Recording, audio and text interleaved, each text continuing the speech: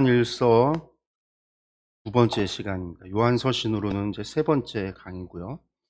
우리가 이제 지난주에 빛이신 하나님, 빛 가운데의 삶에 대한 2장 27절까지의 말씀을 좀 보았는데, 저희 다시 한번 전체 보기 통해서 요한일서 내용이 무엇인가를 좀 살펴보면, 요한일서는 편지 형식이지 않다.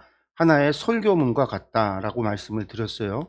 그래서 처음 시작에 첫인사가 있고 맨 마지막에 끝인사가 있는 게 아니라 이 편지를 쓰는 목적이 무엇인가를 처음과 끝에 두고 이야기한다라고 말씀을 드렸죠. 그래서 처음에 서신의 목적이 뭐냐? 영원한 생명을 전하려고 하는 것이다. 그 영원한 생명이 무엇이냐? 그 예수 그리스도이심을 이야기하고 있습니다. 그리고 이제 맨 마지막에도 서신의 목적, 영생을 알게 하는 것, 이 영생이라고 하는 게 영원한 생명, 영생이라고 하는 것이 바로 예수 그리스도 그분과의 사귐, 그분과 더불어 사는 삶이다라고 말씀을 좀 드렸어요.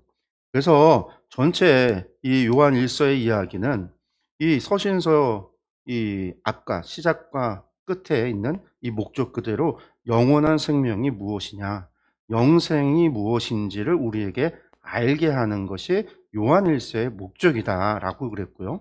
이것을 이야기하면서 나오는 게 그게 뭐겠어요? 아까 이야기했던 게 하나님과 예수 그리스도와 함께 사귐이 있게 하기 위한 사귐. 이건 이제 사귐이라고 표현을 했지만 이걸 좀 풀어서 이야기한다면 하나님과 예수 그리스도와 더불어 우리가 사는 그 삶에 대한 더불어 함께하는 것. 그래서 창세기부터 강의하면서 수없이 많이 이야기했죠. 하나님께서 바라시고 원하시는 것은 우리와 함께 동행하는 것이다. 동행하고 동거하는 것이다. 영원히 동행하는 것이다. 그래서 그 이름조차 임마누엘, 하나님께서 우리와 함께 하신다라고 말씀을 드렸고, 예수님께서 우리에게 말씀하시기를 내가 너희 안에 너희가 내 안에 그렇게 함께 하자라고 말씀드렸잖아요. 그것에 관한 거, 영생이라고 하는 것은 다른 게 아니라 그리스도와 더불어 사는 삶이 영생이다. 더불어 사는 인생이 영생이다. 그것을 이야기하면서 그러면 하나님과 예수 그리스도와 더불어 산다라고 하는 거, 함께 살아간다는 거, 그 의미가 무엇이냐? 이게 본론의 이야기라고 그랬어요. 하나님이 도대체 누구신지, 우리가 하나님과 함께 살아간다고 얘기하는데 우리가 함께 살아가야 될 그 하나님, 영원히 함께 살아가야 될 그 하나님 도대체 누구시냐라는 거죠. 우리가 사실은 아는 것 같으면서도 별로 관심 갖지 않는, 사실 하나님에 대해서는 우리가 신앙생활 하면서 별로 관심 갖지 않거든요. 하나님의 뜻은 하나님께서 이루실, 하나님 전능하신 하나님이시니까 하나님께서 알아서 다 행하실 것이고, 문제는 우리 삶이 문제지 하나님의 일이 뭐가 걱정이, 우리는 사실 그런 생각 가지고 신앙생활 하거든요. 그래서 이제 하나님 앞에 기도를 해도 우리 문제, 내 문제를 이야기하지 하나님의 그의 나라와 그의 의를 위해서 별로 걱정도 안 되고 기도도 안 되고, 하나님 같은 전능하신 분에 대해서 걱정하는 것은 쓸데없고, 내 걱정이 능력도 없고 힘도 없고 재물도 없고 돈도 없는 내가 걱정인 것이지 하나님의 걱정이 아니잖아요. 그래서 우리는 늘 내 걱정을 하죠. 내 걱정, 내 가족 걱정, 내 새끼 걱정, 내 건강 걱정, 돈 걱정. 사람의 걱정이 그렇단 말이에요. 사람의 관심이 하나님에 대해서 사실은 없어요. 하나님 어떤 마음 갖고 계시는지, 하나님 어떤 분이신지, 하나님 뭘 원하시는지 그런 게 없어요. 그냥 우리는 하나님 앞에 무엇인가를 얻어내기를. 그래서 내 삶이 평탄한 삶을 좀 살아가기를, 부요한 삶을 살아가기를, 성공의 삶을 살아가기를, 그게 잘못됐다라는 거예요. 요한일서의 이야기는요. 그게 아니라는 거죠. 우리의 관심과 초점이 바뀌어야 된다.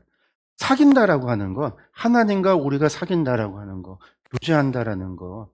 하나님께서는 그걸 원하세요? 함께 동행하겠다, 동거하겠다, 그냥 같이 살아가겠다라는 게 아니라 그런 사귐을, 그 가운데 교제를 하나님이 원하신다라는 거죠. 그러면서 우리에게 하나님이 누구신가를 이야기해요. 첫 번째, 하나님은 빛이시다라고 했던 거죠. 빛의 속성은요, 어둠을 비추고 어둠을 드러낸단 말이에요. 죄를 드러내는 것. 그래서 이제 빛이신 하나님과 함께 하기 위해서는 우리 죄의 문제가 해결되지 않고서는 안 된다라는 거였어요. 그게 이제 우리가 지난주까지 봤던 1장 5절에서 2장 27절까지였습니다. 근데 두 번째는 뭐냐? 의로운 삶에 대한 얘기예요. 의로운 삶. 두 번째는 의로운 삶이라고 하는 건 다른 말로 하나님은 의로우시다라는 이야기예요. 하나님 의로우시다. 한번 들어가서 볼까요? 네, 2장 28절에서 4장 6절까지가 의로우신 하나님에 대한 이야기입니다. 말씀을 한번 볼까요? 의로우신 하나님. 여러분이 하나님께서 의로우신 분임을 알면 의를 행하는 사람은 누구나 다 하나님에게서 났음을 알 것입니다. 하나님께서 의로우시다라고 할 때 디카이오스라고 하는 헬라어가 쓰여졌는데, 이런 이 디카이오스라고 하는 말, 뭐 의롭다라는 걸 다 알잖아요. 의롭다라는 게 뭐죠? 옳다라는 거죠. 옳다. 의롭다라는 건 옳다라는 거잖아요. 옳다라는 건데, 올바름 뭐 이런 거, 혹은 이제 거룩이라는 말도 이 디카이오스, 뭐 의롭다는 말과 거룩도 우리는 좀 비슷하게 생각을 해요. 근데 이 디카이오스라는 말이 어떤 의미가 있냐면은요, 뭐 사람에 대해서 당신은 디카이오스한 사람이다라고 한다면 올바른 사람입니다, 의로운 사람입니다라는 얘기고, 법적인 것에 관련돼서는 법대로 산다, 법대로 갔다라는 거, 그 옳다, 법을 지킨다, 공정하다, 정직하다라는 말이 또 디카이오스예요. 그러니까 의롭다라고 하는 거에는요, 뭐가 들어있느냐면, 의롭다라고 하는 거에는 공정하다라는 게 들어있어요. 공평하다라는 게 있어요. 그러면 공정과 공평은 어디에 사용하냐면요, 심판에 대한 이야기예요. 하나님의 심판. 그러니까 하나님께서 의로우시다라는 건 하나님은 공평한 심판을 하신다라는 거예요. 공정한 심판을 한다라는 거예요. 법대로 심판한다라는 거예요. 옳은 심판을 하신다라는 얘기예요. 그러면 하나님은 뭘 심판할까요? 우리가 이제 여기서 질문을 던져야죠. 하나님은 뭘 심판할까요? 우리의 믿음이 있느냐, 믿음이 없느냐를 심판하시겠죠? 이거 너무나 당연해요. 로마서에서는 그래서 믿음 없는 자는 믿음 없는 것으로 이미 심판받았다, 그렇게 그냥 이야기하셨어요. 근데 믿음이 있느냐 없느냐 그것만 보시지 않아요. 우리가 계시록을 보니까 계시록 20장에서는 무슨 얘기를 하시냐면, 하나님께서 뭘 보신다? 마지막 백보자 심판에서 두 책이, 하나님의 심판의 자리에 두 권의 책이 놓여져 있는데, 하나는 생명록, 우리의 생명, 구원받을 자의 이름이 기록되어 있는 생명록이 있지만, 다른 한 권의 책에 무엇이 기록되어 있는 책이 있다고 그러냐면 행위책이 있다라는 거예요. 행위로 우리가 어떻게 살아왔는지에 대한 행위가 기록된 책이 있다라는 거예요. 심판은 뭘 보고 하냐면 행위책을 보고 하신다라는 거예요. 행위책. 다른 말로 얘기해서 심판은요, 믿음이 있느냐 없느냐만 보는 게 아니라 우리가 어떻게 살았느냐를 보는 것도 심판이에요. 심판은 우리가 어떤 삶을 살았느냐, 크게는 그 삶 속에 믿음의 삶과 불신의 삶, 믿음 없는 자의 삶, 혹은 부정한 삶, 혹은 죄 짓는 그런 악한 삶, 그런 것들이 들어있는 삶에 대한 평가가 심판이에요. 그래서 하나님께서는 우리에게 끊임없이 뭘 요구하죠? 내가 거룩하니 너희도 거룩하라. 거룩한 삶을 살으라고 요구하시죠. 의로운 삶을 살으라고 요구하시죠. 예수님도 우리의 의가 바리새인들보다 낫지 않으면 결단코 천국에 들어가지 못한다라고까지 말씀하셨어요. 우리의 삶에 대해서 공정한 판단을 하신다는. 그래서 하나님이 의로우신 분이시다라는 걸 우리가 안다면, 우리는 이것을 당연히 무엇과 연관시켜야 되냐면, 하나님은 공정한 심판을 하시는 분이시다. 하나님은 우리의 삶을 판단하시는 분이시다. 하나님은 마지막 그때에 우리를 심판하신다. 그때 하나님은 공의로우신 분이시다. 공정하게 심판하신다. 하나님은 법대로, 하나님이 정하신 법대로 심판하신다.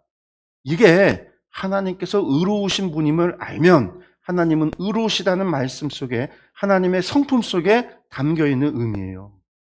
그래서 의를 행하는 사람은, 올바른 일을 행하는 사람은, 법대로 살아가는 사람은, 정직한 사람은, 공정한 삶을 살아가는 사람은 누구나 다 하나님에게서 났음을 알 겁니다. 여기서 의를 행한다, 법대로 행한다, 하나님 말씀대로. 그 법은 세상의 법이 아니에요. 우리나라 헌법이 아니에요. 우리나라 법전이 아니에요. 하나님의 법이지. 하나님의 말씀. 그 하나님의 의를 행하는 사람은, 법대로 사는 사람은, 하나님의 말씀대로 사는 사람이 하나님에게서 났음을 안다라는 거죠.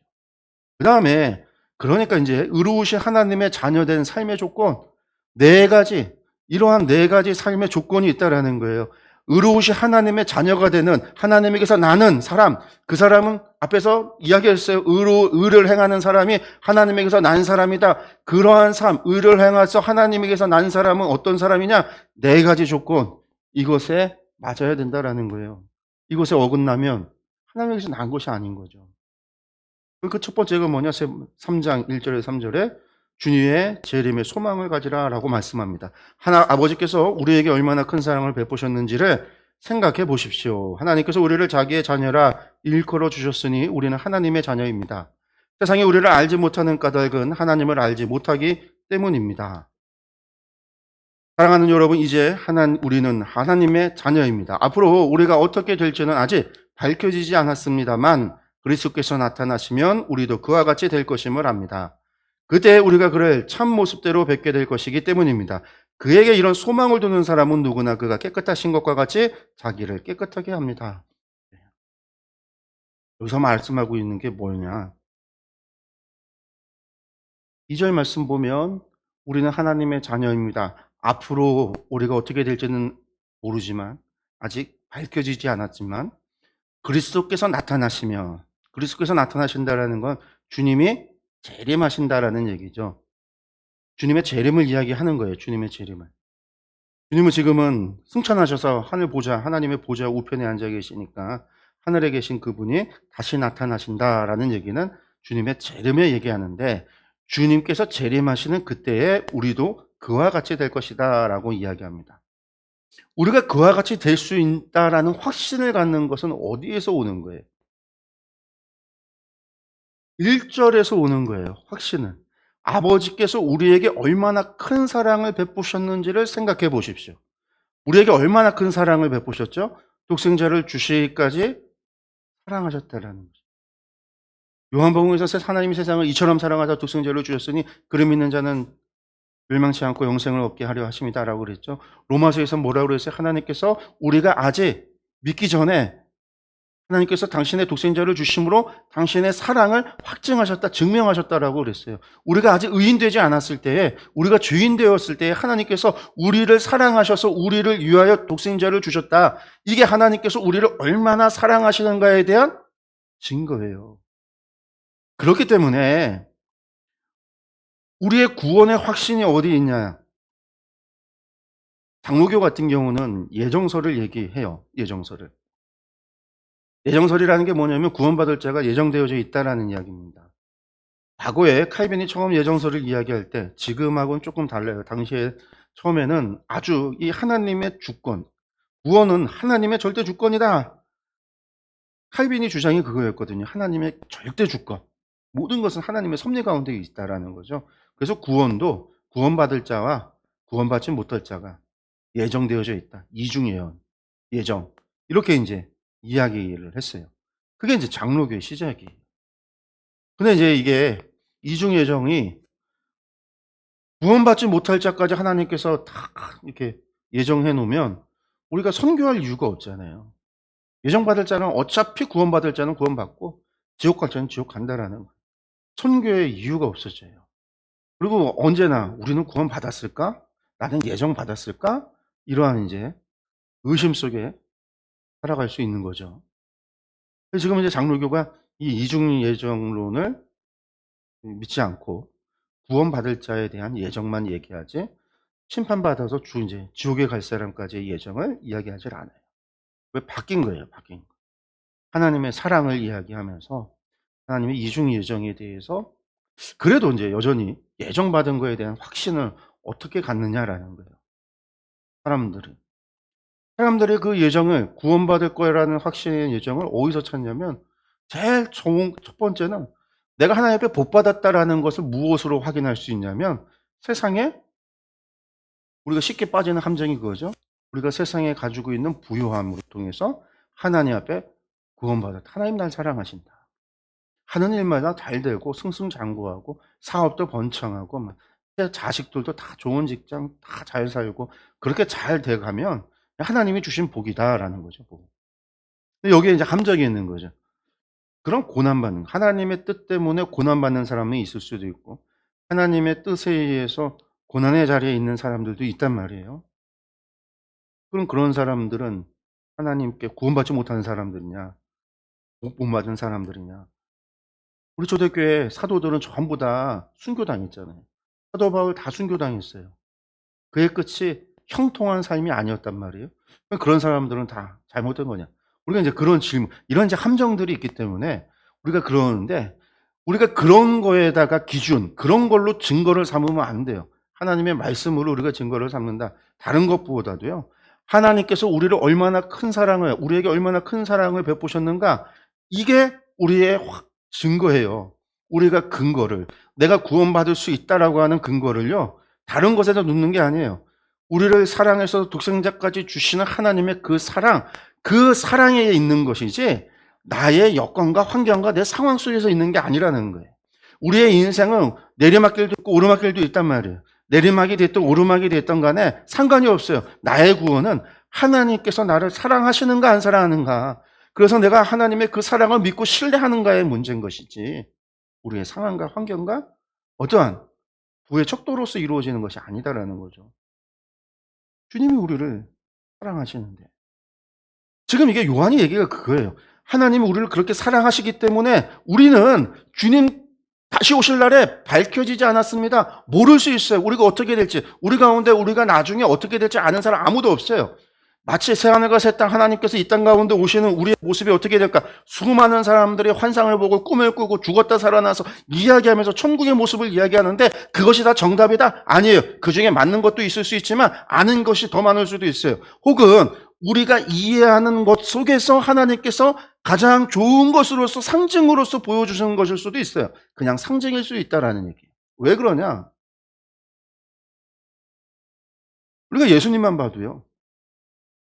부활하신 예수님의 모습이 인간의 모습하고 다르잖아요. 뭐가 다르냐? 밀폐된 공간에 예수님이 갑자기 나타나요.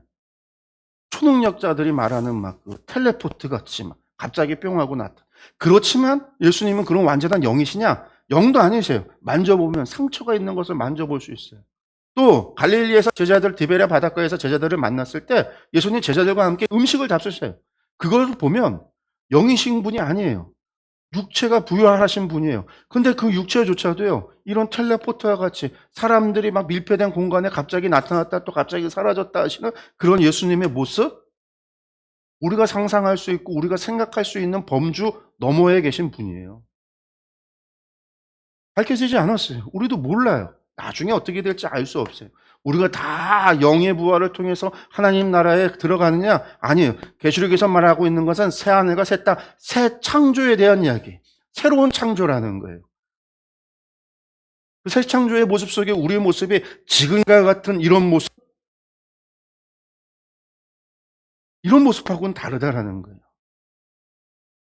막 많이 먹으면 살찌고 다이어트 해야 되고 다시 그 음식을 먹기 위해 수고하고 막 그런 거하고 다르다라는 거예요. 다르다.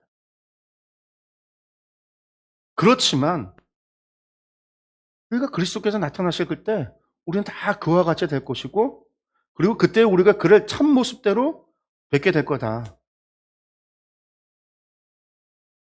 그래서 주님에게 소망을 두는 사람은요, 누구나 그가 깨끗하신 것과 같이 자기를 깨끗하게, 우리가 자기가 깨끗하게 됨으로 하나님 나라에 참여할 수 있다라는 하나님 나라에 대한 소망을 가질 수 있는.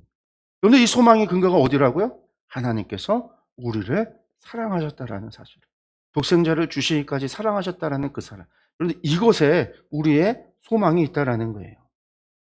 그 다음에 그래서 3장 4절에서 12절에 죄를 짓지 말고 의를 행하라. 우리에게 소망이 있으니까 하나님 만나는 그날에 하나님의 심판의 자리에서도 우리가 깨끗함을 입게 된다. 우리가 죄사함을 받고 우리가 구원함을 받고 하나님 나라에 참여할 수 있는, 그리스도와 같이 변하여 그리스도와 같이 함께 영원히 살아갈 수 있는 천국의 시민으로 변화된다라고 이야기할 때에 그 심판을 향해서 그 소망을 가지고 우리가 어떻게 살아가야 되냐?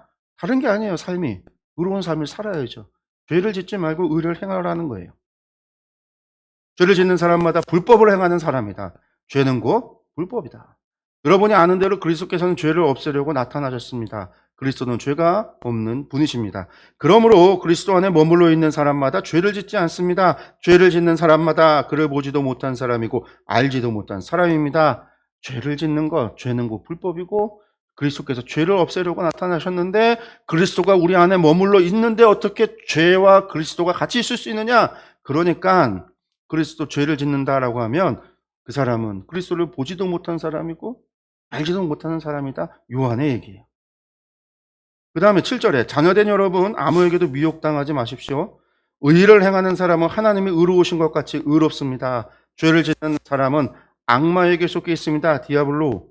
악마는 처음부터 죄를 짓는 자이기 때문입니다. 하나님의 아들이 나타나신 목적은 악마의 일을 멸하시려는 겁니다. 아까 죄를 멸하러 왔다고 그랬잖아요. 죄를 멸하는 것은 결국은 죄는 악마에게 속해 있는 것이기 때문에 악마를 멸하는 것이 되는 거죠. 요한이 얘기하고 있는 여기에서 이야기가 두 가지 형태가 지금 나오고 있어요. 이 두 가지가 뭐냐면 의를 행하는 자와 죄를 짓는 사람. 그러면서 그리스도가 우리 가운데 거하면 우리는 그리스도는 죄와 싸우기 때문에, 죄를 멸하기 때문에 그리스도께서 주인 우리 안에 거하시는데 죄를 짓는다. 이거는 그리스도가 없다라는 그런 이야기를 지금 하고 있어요. 그러면 우리가 그리스도가 되면 그리스도인이 되면 무조건 죄를 절대로 안 짓는 의로운 사람이냐? 나 화도 냈고 우리 사단의 열매 있잖아요. 분노가 뭐 성냄과 질투와 미움과 내가 그런 감정과 그런 것들이 나오고 살아가는데 그런 일들이 있었으니까 내 안에 죄가 있었네. 그러면 나는 하나님의 백성이 아니고 주님이 내 안에 온 것이 아닐까? 우리가 요한 1서를 잘못 오해하면 여기에 있는 말씀을 오해하면 그렇게 돼요. 근데 이것은 그런 이야기가 아니에요. 우리가 이제 구원파, 이단 구원파의 이야기 속에 그런 게 있잖아요. 한번 구원을 받으면 그 사람은 구원의 경험, 그러니까 칭의, 죄사함의 경험을 받아서 구원받으면 그 사람은 죽을 때까지 구원이 확증된 사람. 절대 타락도 없고 죄도 안 짓고 그런다라는 거예요. 구원은 한 번, 이례적으로 단 한 번. 그래서 그 구원의 경험을 하면 죽을 때도 이제 구원받는다. 그게 이단이에요. 이단으로 정죄를 받았어요. 왜 그러냐? 사람은 하나님을 만나서 회개와 회심의 경험을 했어도 우리는 여전히 죄 가운데 살아가면 죄의 유혹 가운데 쓰러질 수도 있고 넘어질 수도 있고 실수할 수도 있고 죄를 지을 수도 있다라는 거예요. 그렇기 때문에 한 번 구원받은 것이 구원의 확증이 아니라 우리는 구원받고서도 나중에 구원에 하나님 나라에 들어가지 못할 수도 있다. 그래서 우리는 계속해서 어떤 삶을 살아야 되냐? 회개의 삶을 우리를 경계하면서 그렇게 살아가야 됨에 대해서 이야기를 하는 게 우리 이제 정통 교회인 거죠. 구원파하고 다른. 요한의 이야기를 보면 마치 그런 것 같아요. 마치 하나님 안에 들어오시면 다시는 죄를 짓지 않는. 그런데 우리가 교회에서 보면은요, 막 목사님도 막 화내기도 하고, 막 사람들끼리 싸우는 것도 보고 구원받지 않은 것 같단 말이에요. 근데 사실 그걸 이야기하는 건 아니에요. 여기서 이야기하고 있는 바는요, 그게 아니라 주님이 우리 가운데 오시면은요, 주님은 죄와 싸우신다라는 거예요. 다른 말로 주님이 우리 가운데 오시는 게 아니라 성령님이 우리 가운데 계신 거죠. 주님은 보좌에 앉아 계시고 성령님을 우리에게 보내주셔서 성령님이 우리 가운데 오시면 성령님께서 죄와 우리 가운데서 죄를 깨닫게 하시기 때문에 죄와 싸운다라는 거예요. 그래서 우리의 삶의 자리에 주인으로 주님을 모시고 성령님을 우리의 주인으로 모시면 주인에게 순종하잖아요. 주님의 뜻에 순종함, 성령님의 뜻에 순종함. 그렇게 순종하면 죄를 이겨요. 근데 우리가 불순종하면 죄를 따라가는 거예요. 이러한 부분에 있어서의 이야기지 이것이 들어오면 다시는 죄를 안 짓는다. 그건 아니에요. 왜?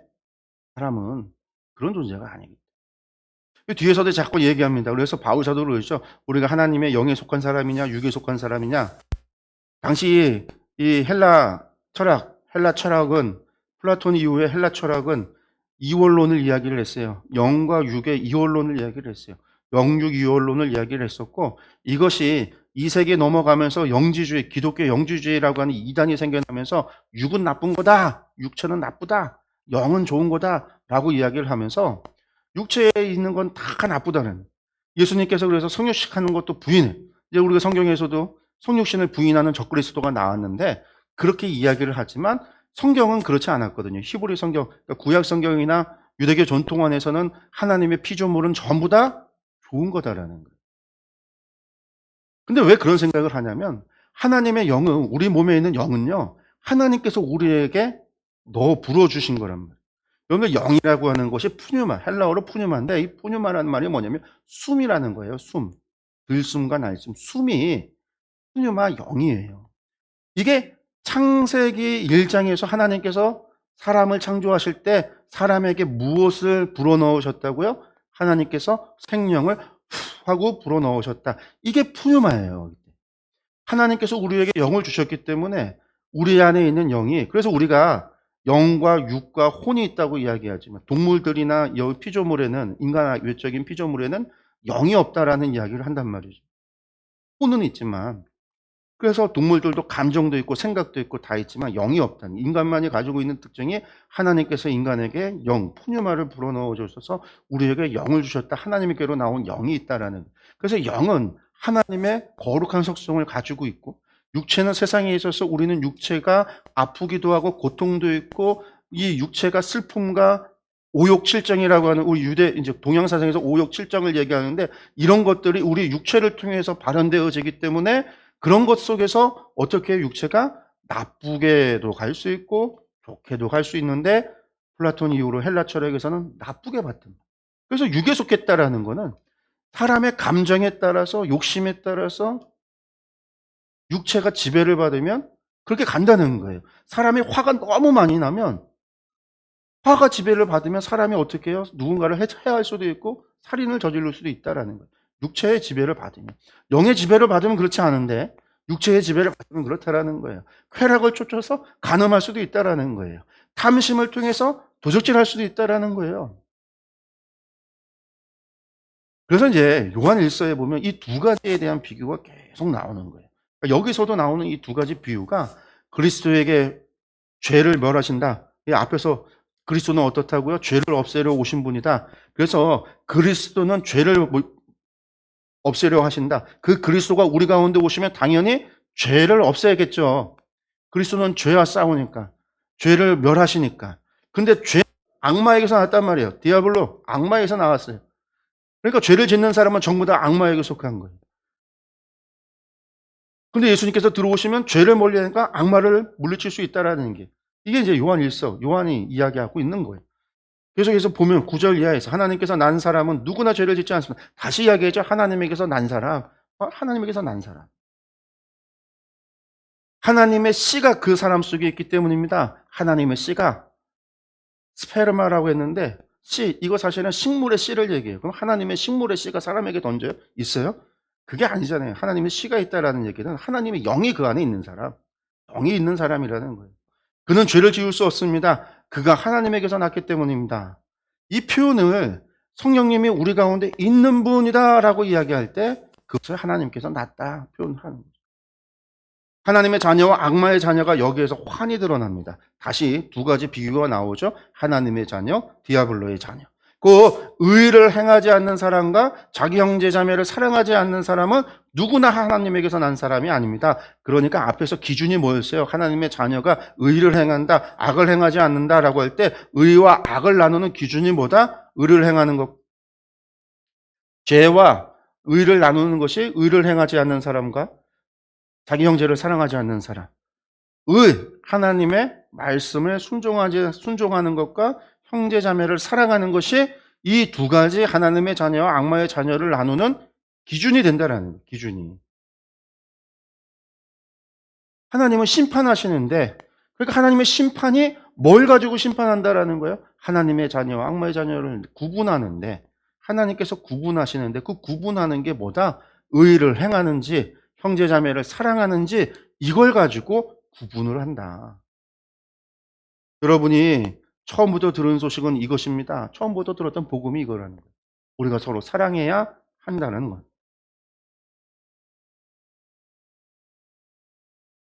그래서 3장 13절 24절의 세 번째, 행함과 진실함으로 형제를 사랑하라. 형제를 사랑. 형제자매 여러분, 세상이 여러분을 미워해도 이상히 여기지 마십시오. 우리가 이미 죽음에서 생명으로 옮겨갔다는 것을 우리는 압니다. 이것을 아는 것은 우리가 형제자매를 사랑하기 때문입니다. 생명으로 옮겨간 것을 우리가 아는 것은 형제자매를 사랑하기 때문이다라는 거예요. 열매를 보면 그 나무를 알 수 있다라는 거예요. 열매를 보면 나무를 알 수 있다. 결과를 통해서 알 수 있다라는 거예요. 우리가 구원받은지 안 받았는지, 우리가 하나님에 속한 사람인지 안 속한 사람인지 어떻게 알 수 있느냐? 열매를 보면 안다는 거예요. 예수님께서도 열매 보면 안다고 그랬잖아요. 감람나무에서 감람나무 열매가 열리고 무화과 나무에서 무화과 열매가 열리는 건 너무나 당연한 일이란 말이에요. 그 열매를 통해서 그 나무를 알 수 있다라고 하는 거예요. 예수님이 하셨던 그 말씀 그대로 우리의 삶을 보면 우리가 어디에 속했는지 안다라는 거예요. 자기 형제 자매를 미워하는 사람은 누구나 살인하는 사람입니다. 살인하는 사람은 누구나 그 속에 영원한 생명이 머물러 있지 않다는 것을 여러분은 압니다. 그리스도께서 우리를 위하여 자기 목숨을 버리셨습니다. 이곳으로 우리가 사랑을 알게 되었습니다. 사랑이라고 하는 것이 뭐라고요? 친구를 위하여 생명을 버리는. 요한복음 15장에서 예수님께서 하셨던 말씀. 친구를 위하여 생명을 버리는 것, 이보다 더 큰 사랑은 없다. 너희도 그렇게 행하라. 그러므로 우리도 형제자매를 위하여 목숨을 버리는 것이 마땅합니다. 평안과 진실함으로 사랑하라. 누구든지 세상 재물을 가지고 있으면서 자기 형제의 궁핍함을 보고도 마음 문을 닫고 도와주지 않으면 어떻게 하나님의 사랑이 그 사람 속에 머물겠습니까? 형제자매의 사랑이라는 게 입으로만이 아니라는 거예요. 다른 말로 얘기한다면 지금요 요한일서 편지를 쓰고 있는 이 상황 속에 이런 일들이 벌어지고 있기 때문에 요한이 이런 말을 또 하는 거죠. 도와주지 않는 사람입니다. 실제로 도와주는 것이 형제자매 사랑하는 거다. 자녀된 이 여러분, 우리는 말이나 혀로 사랑하지 말고 행동과 진실함으로 사랑합시다. 여기서 말과 혀가 아니라 행동과 진실함으로 사랑하자라는 건 17절을 얘기하는 거예요. 이렇게 함으로써 우리는 우리가 진리에서 났음을 알게 될 것입니다. 형제 사랑하는 것을 하는 걸 통해서 우리가 진리에서 났음을 안다라는 거죠. 우리는 하나님 앞에서 확신을 가지게 될 것입니다. 열매를 통해서 우리가 그 나무를 아시고 내가 하나님께 속한 사람이구나라는 것을, 우리 형제가 하나님께 속한 사람이구나라는 것을 알 수 있다라는 거예요. 우리가 구하는 것은 무엇이든지 하나님에게서 받을 것입니다. 우리가 하나님의 계명을 지키고 하나님께서 기뻐하시는 일을 하기 때문입니다. 하나님의 계명은 이것이니 중요한 거죠. 꼭 그 아들 예수 그리스도의 이름을 믿고 그리스도께서 우리에게 명하신 대로 서로 사랑하는 겁니다.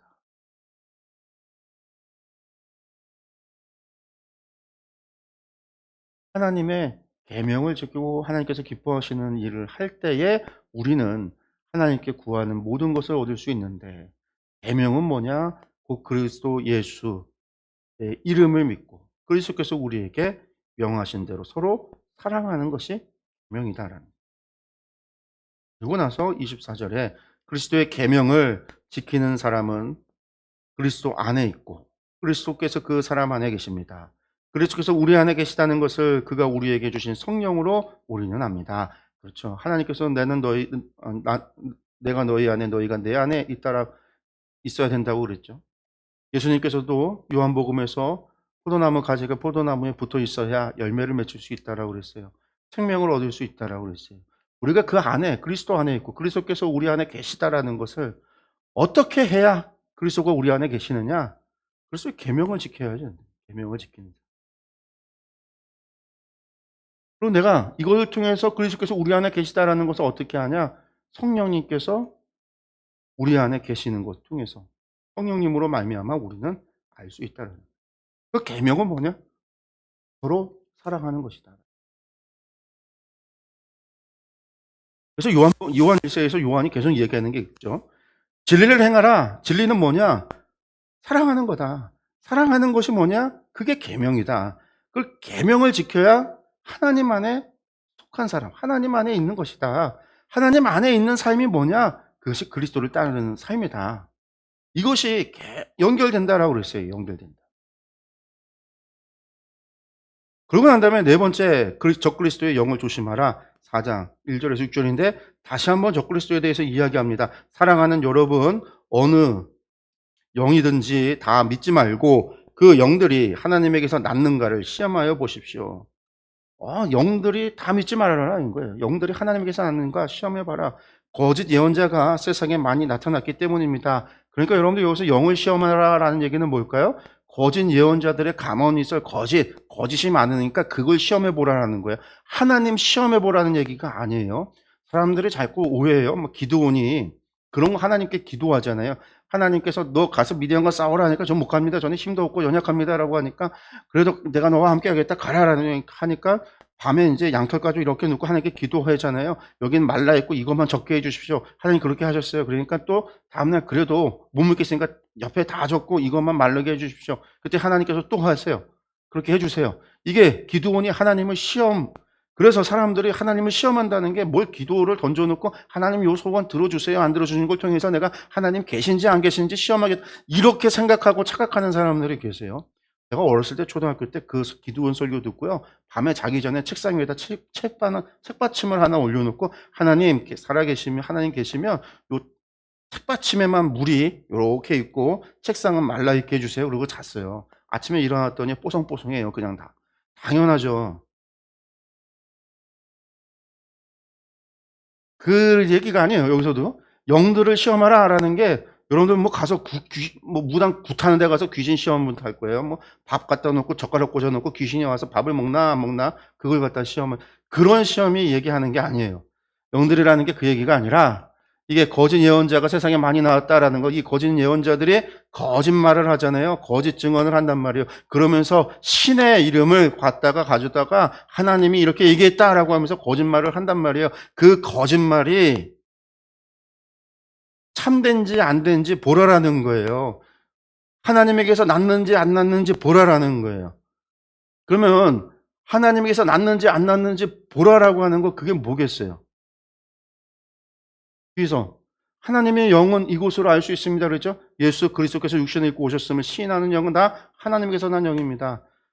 예수 그리스도께서 육신으로 입고 오셨다, 성육신 하셨다라는 것을 이야기하는 사람들의 말은 옳다라는 거예요. 근데 이 거짓 예언자들이 와서 하는 얘기가 예수님은 육신으로 입고 오지 않았다, 이 땅에 오시 성육신하지 않았다, 이렇게 이야기했다라는 거예요. 그 사람들이 어떻다?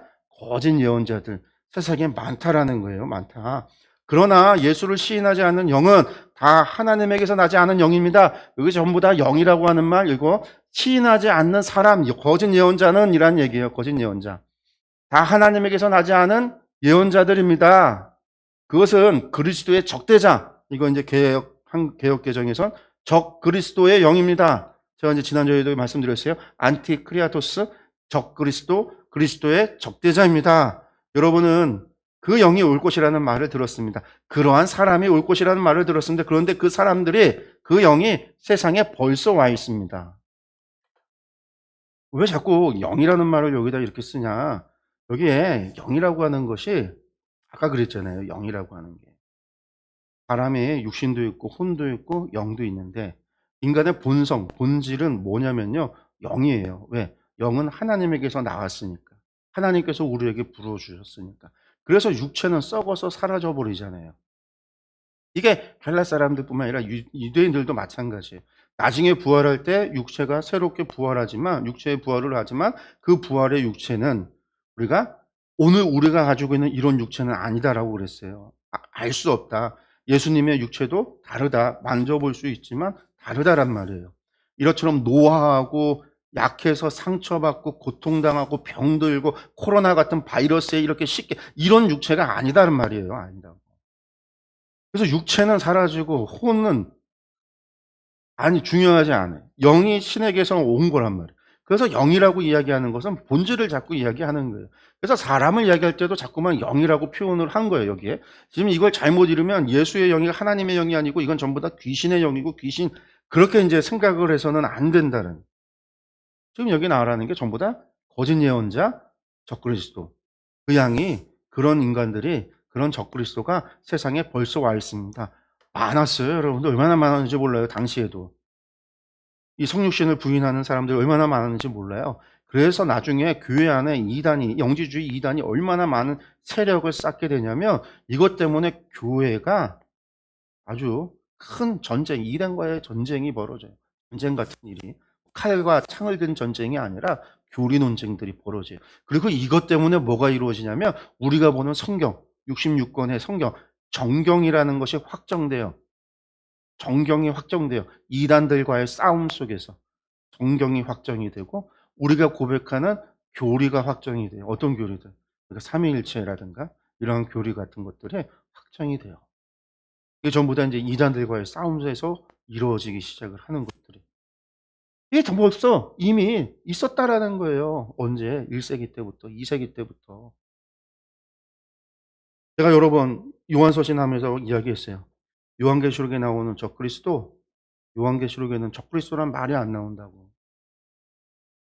바다에서 올라온 짐승과 땅에서 올라온 짐승이라는 짐승이 나오지.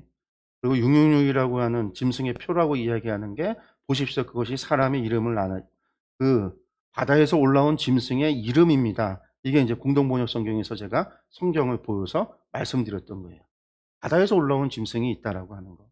그 짐승이 결국은 교회를 핍박하는, 이게 이제 뭐 대환란 기간에 3년 반, 전 3년 반, 후 3년 반에 있어지는 일들이다, 이렇게 이야기할 수도 있겠지만, 그리스도라는 이야기는 이미 그리스도의 적대자를 지칭하는 거다.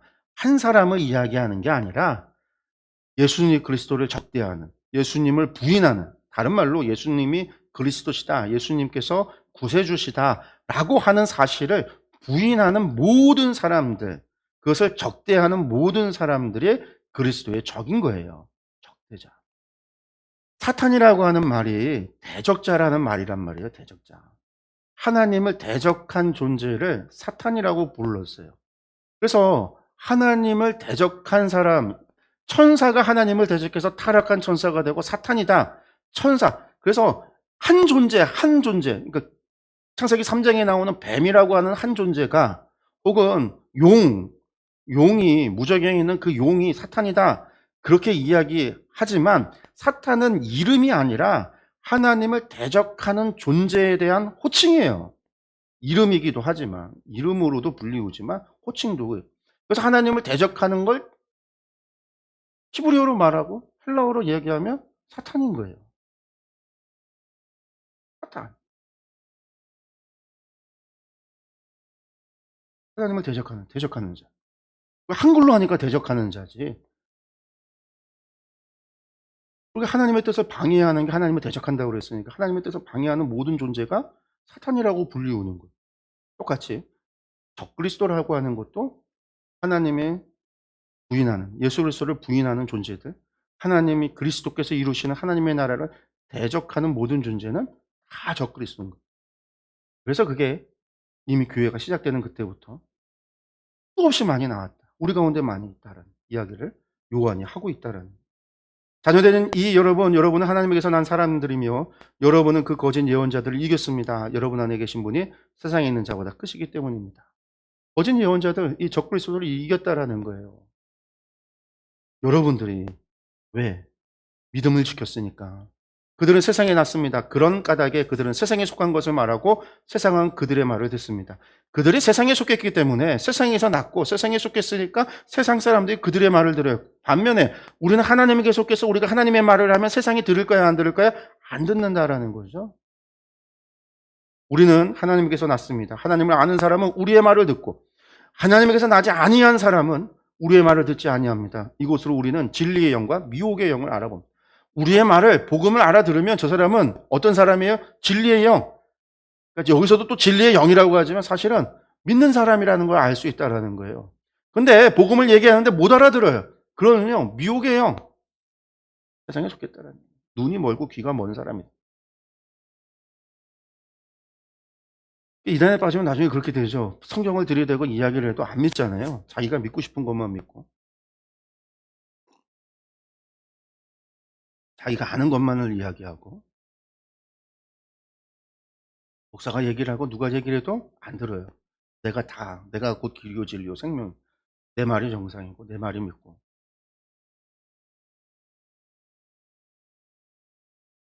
그게 누구야? 하나님의 의로우신 하나님을 믿는 사람들은요. 이 네 가지를 통해서 어떻게 해야 된다? 여러분들 이 네 가지. 이것이 있어야 된다라는 거예요. 이것이. 주의 재림, 소망을 가지고 죄를 짓지 말고 의를 행하고 행함과 진실함으로 형제를 사랑하고 적그리스도의 영을 조심하는 그런 삶을 살아야 된다. 그런 사람이 의로우신 하나님과 사귈 수 있다. 함께 할 수 있다라는 얘기입니다. 그 다음에 이제 사랑의 삶입니다. 4장 7절에서 5장 12절에 사랑의 삶입니다. 사랑의 삶이라는 것은 하나님은 사랑이시다라는 거예요. 그리고 나서 이제 그 사랑의 하나님과 사귀기 위해서는 사랑의 하나님과 사귀고 하나님의 자녀된 삶은 어떤 삶을 살아가야 되는가 5가지를 얘기하는데 우리 말씀을 한번 보면은요. 사랑하는 여러분, 우리가 너무 잘 아는 말입니다. 서로 사랑합시다. 사랑은 하나님에게서 난 것입니다. 사랑하는 사람은 다 하나님에게서 났고 하나님을 압니다. 사랑하지 않는 사람은 하나님을 알지 못합니다. 하나님은 사랑이시기 때문입니다. 이게 이제 신약에서 너무나 중요한 이야기입니다. 하나님은 사랑이시다. 그래요. 구약 성경에서는요, 하나님은 사랑이시다라고 표현하지 않아요. 구약 성경은 하나님은 거룩하시다라고 이야기합니다. 그래서 구약의 성경은 거룩하신 하나님이에요. 그래서 의로우신 하나님. 그래서 율법의 하나님. 신약에서는요, 하나님은 사랑의 하나님으로 우리가 복음서를 통해서도 로마서를 통해서도 바울의 서신서를 통해서도 그리고 특별히 이제 요한서신을 통해서 하나님은 사랑이시다라고 이야기하고 하나님은 사랑이시기 때문에 우리가 사랑하지 않으면 하나님 알지 못한다. 우리가 왜 그렇게 새 계명이라고 요한이 이야기하고 우리가 왜 형제자매를 사랑해야 된다. 이 이야기를 끊임없이 했느냐. 하나님은 사랑이시기 때문이다라는 겁니다. 사랑이시다.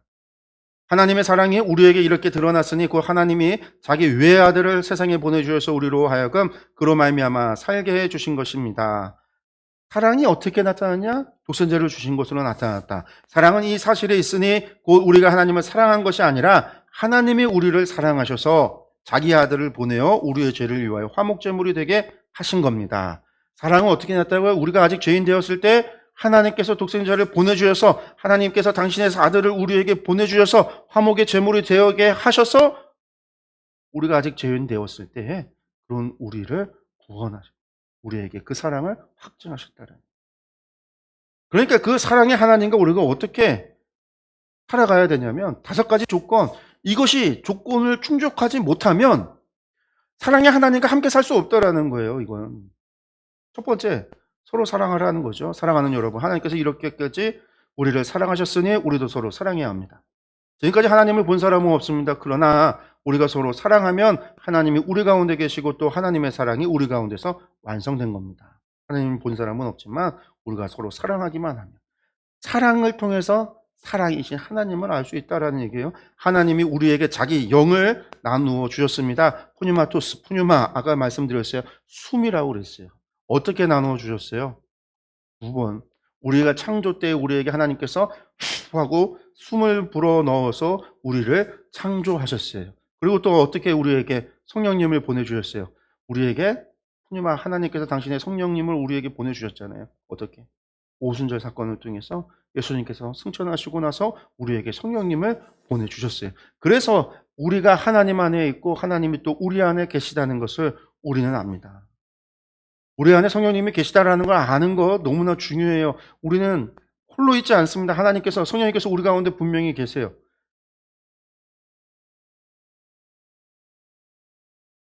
가장 14절에 15절에 조건, 예수님을 하나님 아들로 시인하라. 예, 우리는 아버지께서 아들을 세상의 구주로 보내신 것을 보았고 또 그것을 증언합니다. 누구든지 예수를 하나님의 아들로 시인하면 하나님이 그 사람 안에 계시고 그 사람은 하나님 안에 있습니다. 그러니까 예수님을 구주로 고백하면 우리 안에 하나님이 계시다, 성령님이 계시다라는 것을 우리가 알 수 있다는 거예요. 그런데 세상 사람들은요, 예수님을 구주로 고백하지 않습니다. 복음서에서 귀신이 예수님을 보고서는 예수님께서 하나님의 아들이시다라는 것을 제일 먼저 알았어요. 그렇지만 귀신이 회개했냐면 회개하지 않았어요. 군대 귀신 같은 경우도 돼지 유리에 들어가서 물에 빠져 다 죽었지 회개하지 않았단 말이에요. 그런데 우리에게서 하나님께서 예수를 하나님의 아들로 시인하면 하나님이 그 사람 안에 계시고 그 사람은 하나님 안에 있다. 우리 안에 성령님이 우리 가운데 계셔야 정말로 진정으로 예수님을 하나님의 아들로 시인할 수 있다는 신앙 고백을 있다라는 거예요. 여러분들이 신앙 고백을 예수님을 주는 그리스도시요 살아계신 하나님의 아들입니다라고 고백한다면, 베드로의 고백처럼 우리가 그렇게 고백한다면 그것은 베드로에게도 예수님이 하셨잖아요. 바요나 시모나, 네가 한 것이 아니라 하늘 아버지께서 너에게 하게 하신 고백이다라고. 성령님께서 우리 가운데 계셔야 하나님을 구세주로, 하나님을 우리의 주님으로 고백하고 예수님을 우리의 구세주로 고백하고 예수님을 하나님의 아들로 시인할 수 있다는. 그리고 요걸 또 다시 한번 생각해 본다면 요한일서가 기록하고 있는 요한의 대적자들이 있단 말이에요. 그들이 누구예요? 적그리스도들이. 하나님의 성육신, 예수님의 성육신을 부인한, 하나님의 아들됨을 부인하고 있는 적그리스도, 거짓 예언자들의 가르침이 있었잖아요. 요한이 또 이런 얘기를 하는 거죠. 예수를 하나님의 아들로 시인한. 우리 안에 성령님이 계신 증거다. 성령님께서 우리 안에 계신 증거는 뭐 제가 여러 번에 걸쳐서 성경 공부할 때나 설교 시간에 얘기했기 때문에 더 하지 않겠습니다. 그 다음에 이제 하나님의 사랑을 알고 믿어라. 4장 16절에서 21절입니다. 우리는 하나님이 우리에게 베푸시는 사랑을 알았고 또 믿었습니다. 하나님은 사랑이십니다. 사랑 안에 있는 사람은 하나님 안에 있고 하나님도 그 사람 안에 계십니다. 사랑이 우리에게 완성되었다는 사실은 이 점에 있으니 곧 우리로 하여금 심판날에 담대함을 가지게 하려는 것입니다. 우리가 이렇게 담대해지는 것은 그리스도께서 사신 대로 또한 우리도 이 세상에서 그렇게 살기 때문입니다.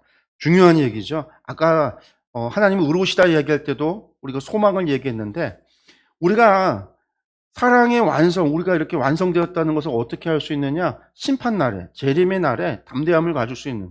우리가 정말로 이 땅에서 하나님을 사랑하고 주님을 사랑하고 살아갔으면 그날에 만나는 주님이 심판자와 심판받는 사람으로 있지만 사랑하는 사람과의 사귐 속에서 만나는 거예요. 그러니까 그날은 얼마나 무섭고 두렵고 떨리는 날이 아니라 얼마나 기쁘고 가슴 두근거리고 그런 날이겠어요.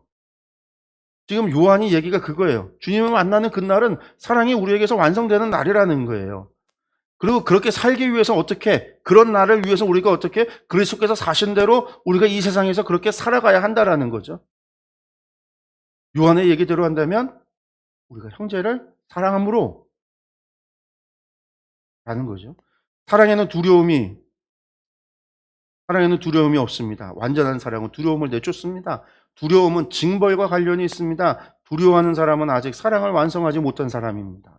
주님 오시는 그날이 두렵고 천국에 대한 소망이 없고 확신이 없으면 내 안에 뭐가 없는 거예요. 그래서 주님을 향한 사랑의 확신이 없는 거예요. 내가 주님을 사랑하지 않았던 거예요. 우리가 사랑하는 것은 하나님이 우리를 먼저 사랑하셨기 때문에 하나님의 사랑은 이미 사랑하셨어요. 확정하셨단 말이에요. 우리가 하나님 사랑하면 돼요. 우리가 하나님 사랑하면 돼요.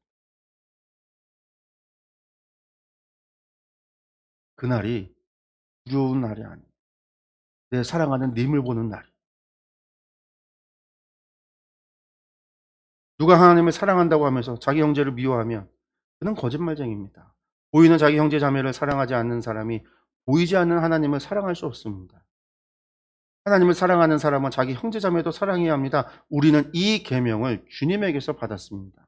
이 계명을 서로 사랑해라. 그리고 그 계명을 지키는 것이 하나님을 사랑하는 것이다. 그래서 5장 하나님을 사랑하라라고 말하죠. 예수가 그리스도이심을 믿는 사람은 다 하나님에게서 태어났습니다. 낳아주신 분을 사랑하는 사람은 다 그분이 낳으신 이도 사랑합니다. 우리가 하나님을 사랑하고 또 그 계명을 지키면 이로써 우리가 하나님의 자녀를 사랑한다는 것을 압니다.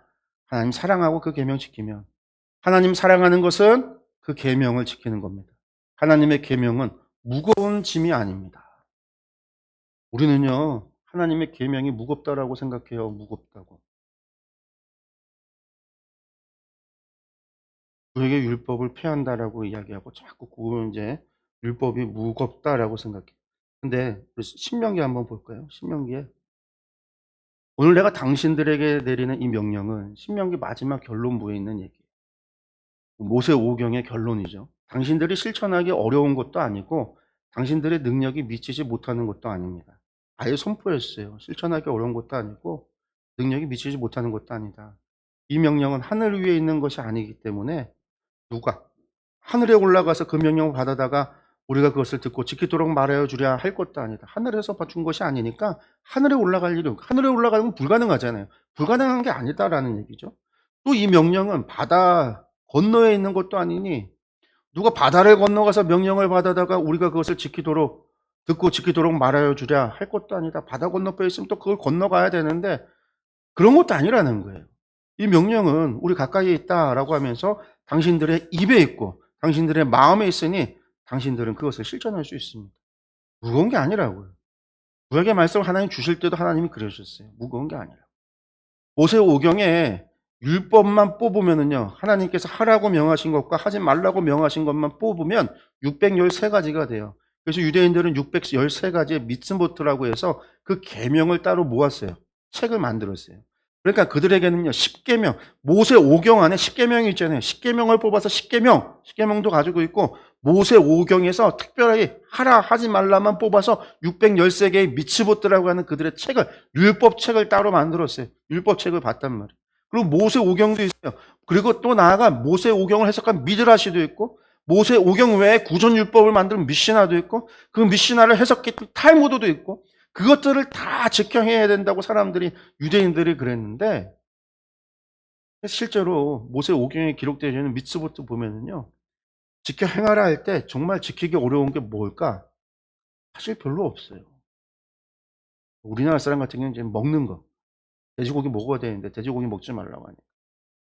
근데 그 당시 사람들한테 그게 어려운 게 아니에요. 이스라엘 사람들은 양치는 사람들이지 주식이 양젖이고 양고기지 돼지는 키우지도 않았단 말이에요. 이스라엘 사람들에게 있어서 어려운 게 아니에요. 정말 어려운 게 있다면 그런 거죠. 기업 무는 법, 안식년, 신년.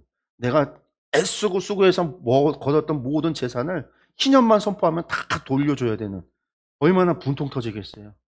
이런 것들이 어렵지 나머지는 어려울 게 없어요. 지키기 어려운 게 하나도 없어요. 죄 안 짓는 것, 죄 지면 그냥 가서 속죄제 드리고 속건제 드리고 제사하면 돼요. 또 대속죄일 날 1년에 한 번씩 하나님이 다 용서해 주세요.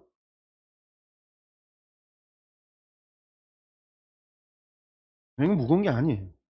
오늘 예수님께서 요한도 우리에게 분명하게 이야기하죠. 계명을 지키는 것이, 하나님 계명은 무거운 짐이 아니다. 우리에게 무거운 짐을 주려고 준 것이 아니라 우리에게 은혜로 준 거죠. 우리를 구원하게 하기 위해서, 우리를 정결하게 하기 위해서, 우리를 거룩하게 하기 위해서 주신 것이지 우리를 무거운 짐을 줘서 우리를 괴롭히려고 주신 것이 아니라는 거.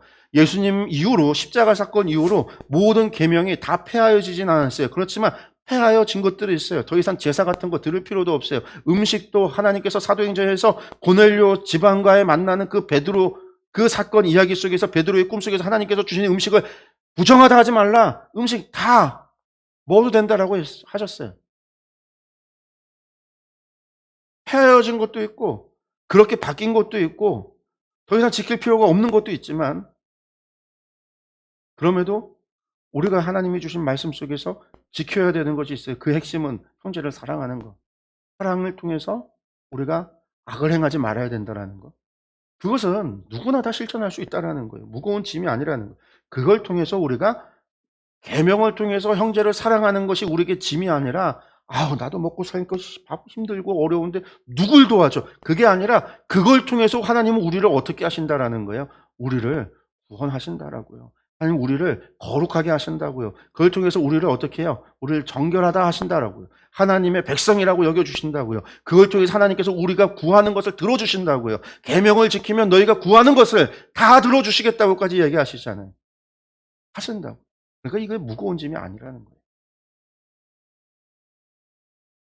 그 다음에 5장 4절에 12절에 세상을 이기는 믿음을 가져라. 그리고 마지막에 이 믿음을 가지라고 얘기합니다. 하나님께서 태어난 사람은 다 세상을 이기기 때문입니다. 세상을 이긴 승리는 이것이니 곧 우리의 믿음입니다. 아까 계명이 무겁지 않은 이유가 뭐냐? 이어서 나오는 얘기인데, 세상을 우리가 하나님께서 태어나서 세상을 이기기 때문이다. 우리의 믿음 때문이다라는. 믿음만 있으면 하나님의 말씀에 순종하는 것이 뭐하다? 무거운 짐이 아니다. 계명이 무겁다고 생각하는 건 믿음이 없기 때문이라는 거예요. 반대로 얘기하면. 세상을 이기는 사람은 누구입니까? 예수가 하나님의 아들이심을 믿는 사람이 아니고 누구겠습니까? 또 이 이야기는요, 지금 요한의 대적자인 적그리스도들, 예수님을 부인하는 사람, 염두에 두고 하는 얘기. 예수가 하나님의 아들이심을 믿는 사람이, 그 믿음이 있으면 그는요, 세상을 이긴다라는 거예요. 그는 물과 피를 거쳐서 오신 분인데 그 예수 그리스도이십니다. 물과 피를 거쳐서 왔다는 게 뭘까요? 통상적으로 이야기하면 물은 세례를 얘기하고요. 피는요, 예수님의 십자가의 죽으심을 이야기해요. 물과 피를 통해서. 그래서 그는 다만 물로써 오신 것이 아니라, 왜 물로써만 온 것이 아니라 물과 피로 오셨습니다. 왜 이야기를 하냐면 세례 받으실 때 왔다. 예수님이 십자가를 죽으심을 부인하는 사람들이 당시에 있었단 말이에요. 그러니까 세례로만 온 게 아니라 예수님 십자가의 죽으심으로도 왔다라는 거예요. 성령은 증언하시는 분이십니다. 성령이고 진리입니다. 그 성령님께서 이것을 다 주님의 공생애를 다 증언했다라는 거예요. 그러면서 다시 한번 증언하는 이가 셋인데 성령과 물과 피입니다. 이 셋이 일치합니다. 여기에서 성령님이 우리에게 증언하는 것은 예수 그리스도고 주님의 세례를 통해서 그리고 십자가의 죽으심을 통해서 예수님의 공생애가 우리에게 이야기해 주고 있는 거죠. 예수님은 그러니까 어떤 분이라는 거예요. 바람으로 오셔서 이 땅에서 우리와 똑같이 성정으로 살다가 세례 받으시고 십자가에서 달려서 물과 피를 다 쏟으시고 죽으시고 3일 만에 부활하셔서 하늘을 승천하신 분이 예수님이시다라는. 성육신을 부인하는 이들은 예수님께서 그렇게 인간의 모습으로 왔다라고 하는 것을 부인한단 말이에요. 인간의 몸으로 왔다라는 걸 부인하니까 어떻게 되겠어요? 예수님의 십자가의 죽으심을 부인하게 돼요. 또 하나, 이단들 가운데 예수님은 원래 사람의 몸으로 왔는데 예수님께서 처음부터 하나님의 아들이었다가 아니라고 주장하는 사람들이 있어요. 예수님이 계셨으니까. 예수님께서 언제 하나님의 아들이 되었느냐? 세례받을 때. 세례받을 때 성령이 비둘기같이 임하고 이는 내 사랑하는 아들이다. 하나님의 음성이 들렸다고 복음서에서 증언하잖아요. 그러니까 예수님이 그전에는 하나님 아들 아니고 사람인가 똑같았는데 세례받을 때 성령의 세례를 받아서 예수님께서 그리스도가 됐다라는 거예요. 이렇게 주장하는 이단들도 있었어요. 당시에 영지주의에서. 그래서 지금 그거 두 가지를 전부 다 부정한, 그거 다 아니다라는 거죠. 예수님은 날 때부터 말씀이 육신이 되어 우리 가운데 오셨고 그분은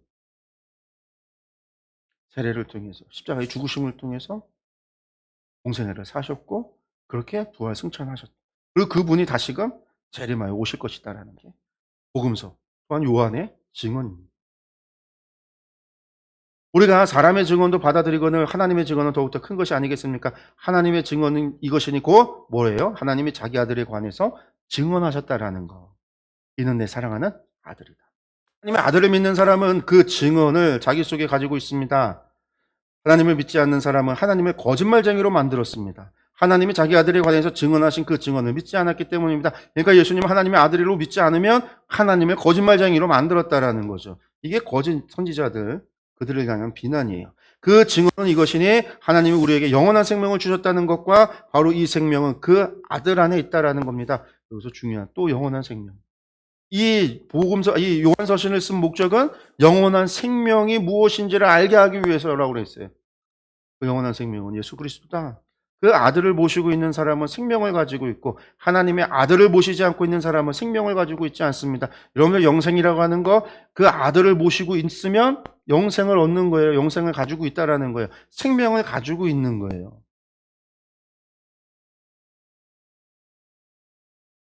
예수님께서 요한복음에서 3장 16절에 뭐라고 그랬어요?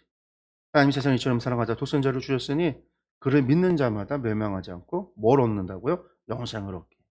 영생을. 생명이 온. 그렇습니다. 마지막 정리할 결론부입니다. 그러니까 하나님은 이런 분이에요. 그런 분과 함께 살아가는 거, 이게 편지를 쓴 목적이라고 그랬잖아요. 영생을 알게 하기 위해서 썼다. 다시 한번 목적을 밝히고 있습니다. 하나님의 영생이 무엇인지를 알게 하기 위함이다. 나는 하나님의 아들의 이름을 믿는 사람들인 여러분에게 이 글을 씁니다. 그것은 여러분이 영원한 생명을 가지고 있다는 것을 알게 하려는 겁니다. 여러분들에게 영원한 생명이 있다라는 거예요.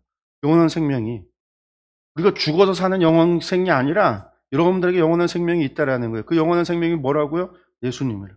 예수님이 우리 안에 있고 내가 예수님이 안에 있으면 영원한 생명이 우리 안에 있다라는 거예요.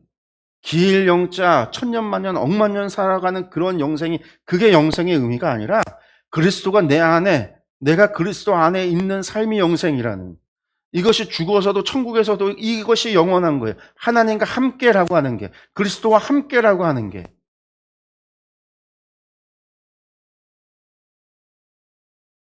근데 함께하는 그분이 빛이세요. 끊임없이 빛을 비춰요. 그분이 의로우신 분이에요. 그리고 그분이 사랑이에요. 그래서 사랑의 하나님하고 영원히 함께해요. 의로우신 심판장이신 하나님과 영원히 함께해야 돼요. 빛이신 그 하나님과 영원히 함께해야 돼요. 그럼 우리에게 필요한 것은 뭘까요? 하나님이 거룩함과 같이 우리가 거룩하지 않으면, 하나님을 우리가 정말로 마음을 다하고 뜻을 다하고 정성을 다하여 우리가 하나님을 사랑하지 않으면 그 영생이 영원할 수 없는 거예요.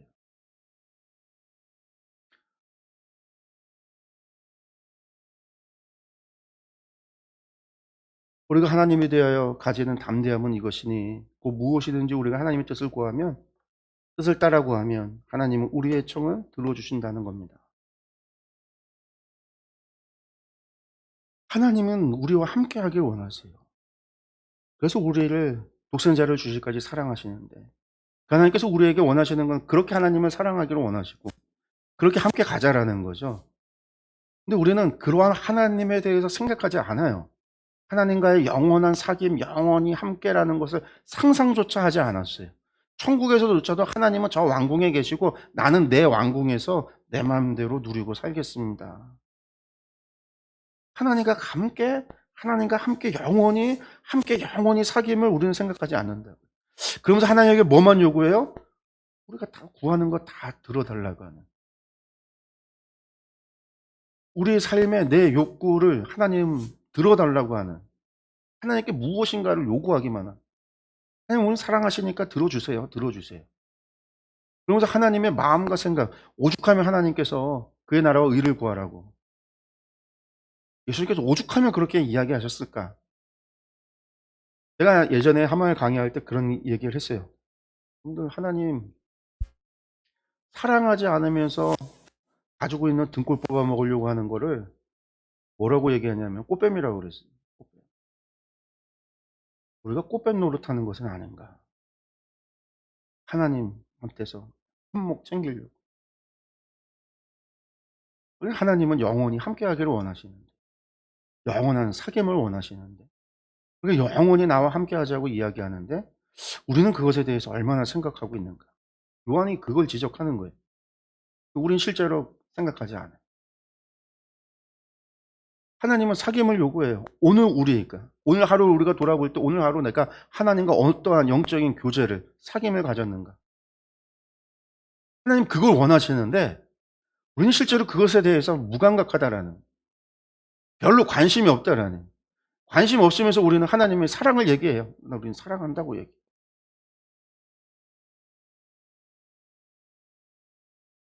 우리가 이러한 하나님의 뜻에 대해서 우리가 좀 생각해 봐야 할 문제입니다. 누구든지 어떤 교우가 죄를 짓는 것을 볼 때 그것이 죽음에 이르게 하는 죄가 아니면 하나님께 간구하십시오. 그리하면 하나님은 죽을 죄는 짓지 않는 그 사람에게 생명 주실 겁니다. 이제 교회 안에 요한이 편지를 쓰는 그 교회 가운데 어떤 문제가 있다고 그랬어요. 복음을 반대하는 사람, 지금 이단에 속해서 속아 넘어가는 사람들, 이런 문제 있는 사람들이 있기 때문에 여러분들 그렇다고 해서 그 사람들 다 쳐내야 되는 게 아니죠. 그들을 위해서 기도하라는 거예요. 그렇지만 죽을 죄가 있습니다. 이 죄를 두고 간구하라는 말은 아닙니다. 죽을 죄에 대해서 불의한 것은 모두 죄지만 죽음에 이르지 않는 죄도 있습니다. 실수할 수도 있고요. 사람이 유혹에 넘어갈 수도 있어요. 그런 사람을 위해서 기도하라는 거예요. 그러나 고의로 악한 죄, 특별히 하나님을 대적하는 죄, 하나님의 일을 회방하는 죄, 복음서에서 뭐라고 했어요? 성령의 일을 회방하는 죄.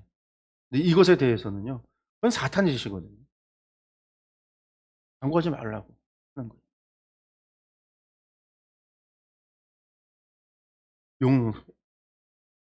그리고 또 중요한 거는 회개를 통해서 용서받으면요, 죽음에 이르지 않아요. 회개를 통해서. 회개를 간구하는 거예요. 회개하도록 기도하라라는 이야기이기도 합니다. 그리고 이제 5장 18절에서 21절 마지막에 예수께서 우리를 지키신다라고 이야기합니다. 하나님에게서 태어난 사람은 누구든지 죄를 짓지 않는다는 것을 우리는 압니다. 하나님께서 태어나신 분이 그 사람을 지켜주심으로 악마가 그를 해하지 못합니다. 우리가 하나님께서 낫다는 것을 우리는 압니다. 그런데 온 세상은 악마의 세력 아래 놓여 있습니다. 하나님의 아들이 오셔서 그 참되신 분을 알 수 있도록 우리에게 이력을 주신 것을 우리는 압니다. 우리는 그 참되신 분 곧 하나님의 아들 예수 그리스도 안에 있습니다. 이분이 참 하나님이시요 영원한 생명이십니다. 자녀된 여러분은 우상을 멀리 하십시오. 마지막 21절에 우상 멀리 하십시오라고 이야기하면서 이 앞에 나오는 이야기들이 갑자기 좀 생뚱맞게 나오죠. 우상 얘기가 없었는데 왜 이 얘기하냐면요. 요 마지막 이야기에 나오는 게 황제 숭배에 대한 이야기예요. 도미티아누스 황제가 90년경부터 이미 황제 숭배에 대한 강요하기 시작을 하거든요. 그러니까 요한서신이 기록될 때 황제 숭배를 강요하기 시작을 했어요. 그때랑 맞아요. 그래서 이제 여기서 말하는 사람, 특별히 온 세상은 악마 세력에 놓여 있습니다라고 할 때 이 악마의 세력이 사단의 공중 권세 잡은 사단을 이야기하기도 하지만 이것이 로마의 황제였던 도미티아누스 황제를 이야기하는 것이다. 그래서 우상을 멀리 하십시오라는 이야기를 하고 있는 것이다 라고도 해석을 합니다. 왜냐하면 이제 이 다음에 이어서 기록된 게 요한계시록인데 요한계시록에 이 도미티아누스 황제의 황제 숭배 이야기가 나오고 그것이 이제 가장 큰 문제예요. 기독교가 박해받는 이유가 어디에서 왔냐면 이 우상 숭배 때. 이 도미티아누스 황제 이전까지만 해도 로마는요. 타 종교에 대해서 자신들이 정복했던 지역의 백성들의 종교에 대해서 관용이었어요. 관용. 그래서 유대인들이 종교 제사 드리는 걸로 인해서 어떤 핍박을 받질 않았어요. 특별하게. 종교적 권리를 유대교의 그 독특성을 다 용납을 해줬어. 그래서 유대인들이 어딜 가든 로마 제국에 자기들 회당 짓고 신앙생활을 했단 말이에요. 기독교인들도 그 회당에 마음껏 참여를 했단 말이에요. 근데 그들이 핍박을 받기 시작했던 게 로마 제국에서 불법 종교가 돼서 핍박받기 시작했던 게 도미티아누스 황제의 황제 숭배로부터 시작했던 거예요. 그래서 이제 이 마지막에 나오는 우상을 멀리 하십시오라는 이야기가 황제 숭배를 언급할 수는 도미티아누스 이름을 언급하지 못하지만 특별하게 에베소 교회가 황제 숭배의 신전이 있었던 곳이었기 때문에 이 이야기를 하고 있다. 그러면서 우리가 이제 앞에서 이야기를 다 생각해 본다면 두 가지. 하나님을 믿는 건 디아블로의 자질. 영적인 하나님의 영에 속한 사람과 세상의 영에 육적인 속한 사람에 대한 이 두 가지 이야기를 계속했잖아요.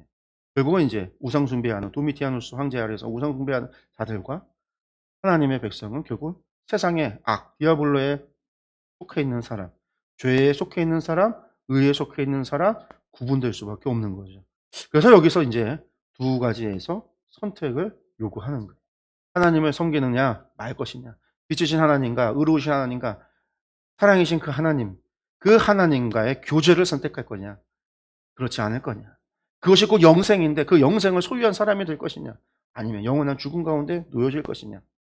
하나님을 믿는 사람이 될 것이냐, 우리가 전했던 사도들이 전했던 복음을 믿는 사람이 될 것이냐, 아니면 이단들, 거짓 선지자들, 적그리스도, 그리스도를 대적하는 자들의 말을 들을 것이냐, 이것을 갖다가 선택하라는 거예요. 여기에서 핵심이 전하는 겁니다. 영원한 생명, 하나님이 누구신가? 그 하나님과 영원한 삶이 무엇인가? 이게 요한이 이야기하고 있다는 거예요. 그리고 이제 요한서신 끝나면 요한계시록에서 우리는요, 하나님과 영원히 산다라는 게 무엇인가? 그 마지막 모습, 마지막에 대한 이야기를 계시록에 들어가서 보게 되는 거죠. 그걸 통해서 우리가 이제 마지막 성경 전체의 결론, 우리가 그것을 보게 됩니다. 요한서신 정리하겠습니다. 하나님과 예수 그리스도와 더불어 사는 사, 여러분들 이것이 영생입니다. 하나님과 함께 사는 거, 하나님과 교제하며 사는 게 영생이에요. 여러분들 마음껏 영원히 내 마음대로 내가 하고 싶은 취미생활 하는 게 영생이 아니에요. 그게 아니에요. 하나님과 영원히 함께해요. 하나님과 영원히 함께 교제하는 거예요. 빛이신 하나님과 의로우신 하나님과 사랑의 하나님과 영원히. 그런데 내가 하나님 사랑하지 않고 영원히 하나님 사랑하는데 한 1000년 사랑하니까 지겨우니까 하나님 1000년은 하나님 사랑했으니까 이제 한 1000년은요 제가 좀 다른 것 좀 사랑할게요. 이런 게 있을 수 없다라는 거예요. 의로우신 하나님인데 내가 뒷구녕에서 딴짓하면서 검은 마음 품고 악을 행한다? 있을 수 없다라는 거예요. 빛이신 그 하나님께서 우리의 빛을, 우리의 어두움을 다 드러내시는데 그 빛이신 하나님을 숨어서 1000년 동안 좀 이렇게 살았더니 재미가 없네요, 하나님. 한 10,000년 살았더니 재미가 없네요. 그게 그런 게 있을 수 없다라는 거예요. 하나님과 영원이라는 거예요. 하나님과 함께 사는 거예요. 그리고 그것은 죽어서가 아니라 지금 이 땅에서 요한의 얘기는 지금 여기서 우리가 그런 삶을 통해서 영원까지 이어진, 우리의 영혼은 이미 시작이 됐다라는 거죠. 우리는 이미 영생을, 하나님의 참 생명을 우리가 이미 받아들였으니까, 주님을 믿음으로 말미암아 이미 우리 가운데 오셨으니까, 우리가 영생은 죽어서 얻어지는 것이 아니라 우리가 믿음으로 얻는 것이 생명이니까 시작됐다라는 거. 사귐이 시작했다라는 거. 여러분들 그러한 사귐을, 주님과의 사귐을, 삶을 살아가는 저희 여러분들이 되셨으면 좋겠습니다. 기도하겠습니다.